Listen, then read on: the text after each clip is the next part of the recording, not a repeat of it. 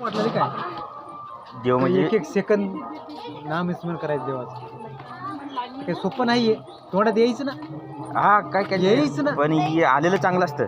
लय चांगलं असते. मग भक्ती वाढवावी. भक्ती वाढवायची. भक्ती वाढवल्याने फळ मिळतं. भक्ती करू का पोट भरून, सांगा मी काय करू. भक्ती दोन्ही बी करायचं. संसार करता करता परमार्थ करायचा. असं करायचं. असं करायचं. मग ते यायचं ना, देवाचं नाव येईना संसारात. हा देवाचं नाव आहे ना. आता काय तर दुःख येऊ दे.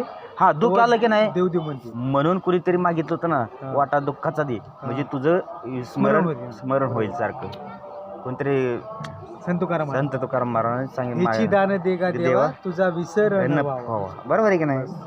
तुम्ही काही करा हा पण देवाचा विसरून होईन मला. त्याला विसरायचंच नाही. आता तुम्ही जे काम करा चल्या खाली देवाचं स्मरण करत जायचं. हा स्मरण करत जायचं. हा समजा तुम्हाला संकट आले बर तिथे तारून जाते.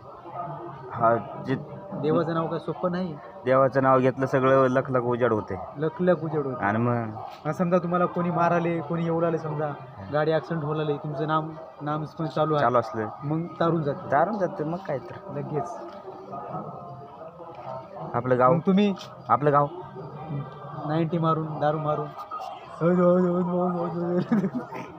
आपलं गाव नांदेड परभणीचं.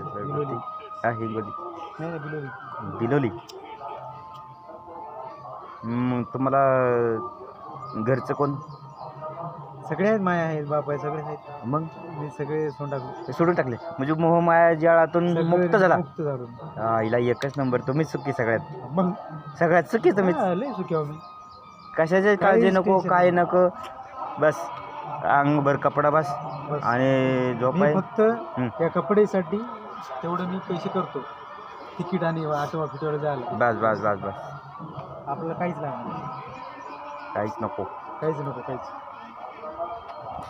मोबाईल आहे तर मी असलं मोबाईल होतं ना सगळं काम